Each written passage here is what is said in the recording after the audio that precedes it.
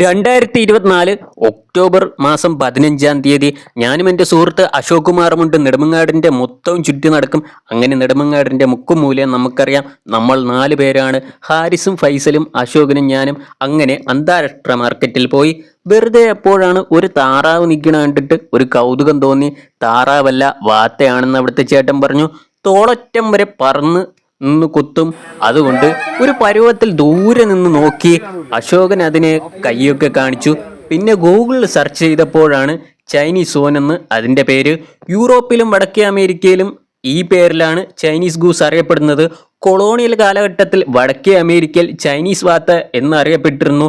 Mount വെർണോണിൽ നിന്നുള്ള വീട്ടിൽ George വാഷിംഗ്ടണിന് ചിലത് ഗിഫ്റ്റായി ലഭിച്ചു. അദ്ദേഹത്തിന്റെ സ്വകാര്യ രേഖകൾ പ്രകാരമാണ് മൗണ്ട് വെർണോണിലുള്ള അദ്ദേഹത്തിന്റെ വീട്ടിൽ ചിലത് സമ്മാനമായി ലഭിച്ചു. 1874 അമേരിക്കൻ പൗൾട്രി അസോസിയേഷന്റെ സ്റ്റാൻഡേർഡ് ഓഫ് പെർഫെക്ഷനിൽ ബ്രൗൺ വൈറ്റ് ഇനങ്ങൾ ഉൾപ്പെടുത്തി. 1876 ഫിലാഡൽഫിയയിൽ നടന്ന USA ആദ്യ ഔദ്യോഗിക ലോകമേളയിൽ സെന്റിനിയൻ ഇന്റർനാഷണൽ എക്സിബിഷനിൽ പ്രദർശിപ്പിച്ചു.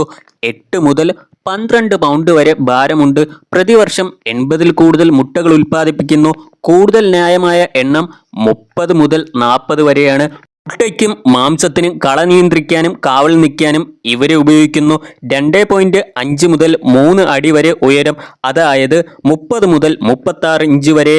പ്രധാനമായും 2 ഇനങ്ങളാണ് ഉള്ളത്. ഇവയ്ക്ക് വെള്ളയും തവിട്ട് നിറവും അല്ലെങ്കിൽ ചാരനിറം.